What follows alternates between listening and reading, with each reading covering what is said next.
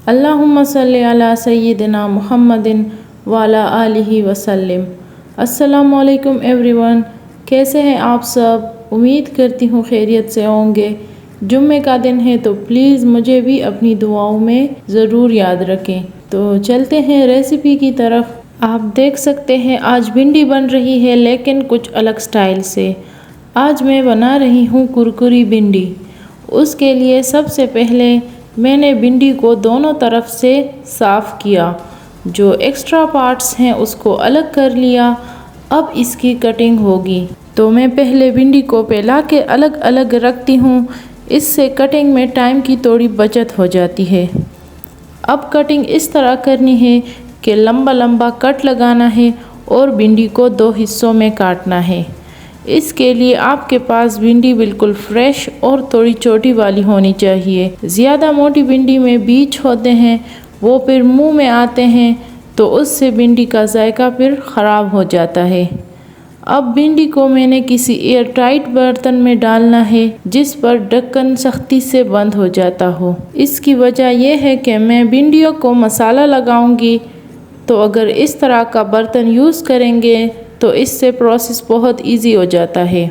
सबसे पहले नमक डालेंगे 1 टेबलस्पून, कुटा हुआ धनिया 1 टेबलस्पून, कुटी हुई लाल मिर्च 1 टीस्पून, हल्दी 1 चुटकी और मिक्स मसाला 1 टीस्पून।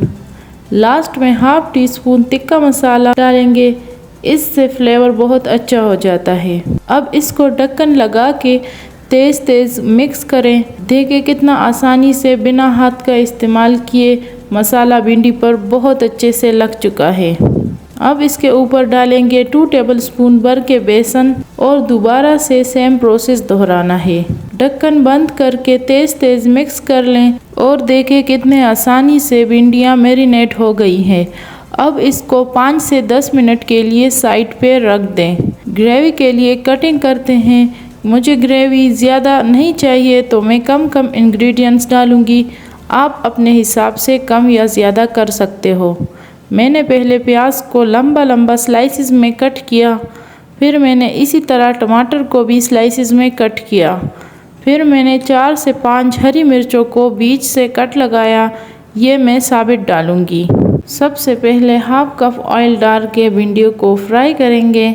मैंने एक साथ सारी भिंडियाँ डाली हैं, क्योंकि हमारे घर गोश्त का सालन बन रहा था और मुझे गोश्त नहीं पसंद, तो मैंने इसलिए थोड़ी भिंडियाँ बनाई हैं।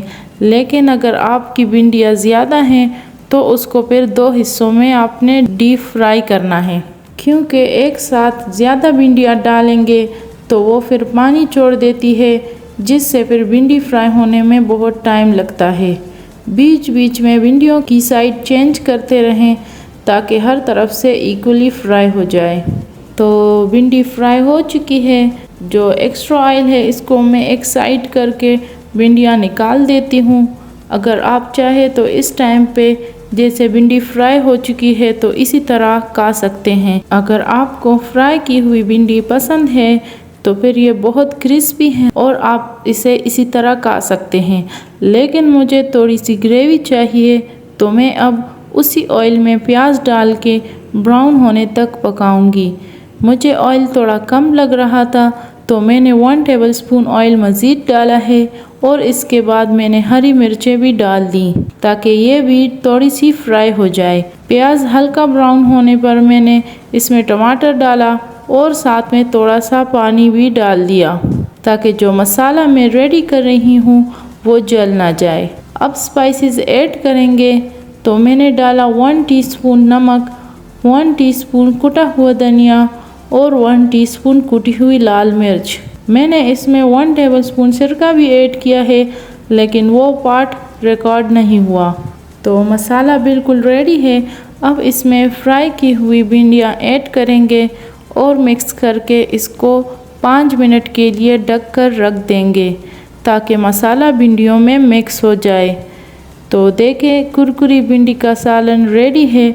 इसको आप चावल के साथ भी खा सकते हैं और रोटी के साथ भी इंजॉय कर सकते हैं। तो ये थी मेरी आज की रेसिपी। उम्मीद करती हूँ आपको पसंद आई होगी। वीडियो देख के आप लोग ना तो सब्सक्राइब करते हैं ना लाइक करते हैं। चैनल को सब्सक्राइब और वीडियो को लाइक ज़रूर करें और अपने फैमिली और फ्रेंड्स के साथ ज़रूर शेयर करें। वीडियो एंड करते हैं। मुझे अपनी दुआओं में याद रखें। अल्लाह हाफिज़।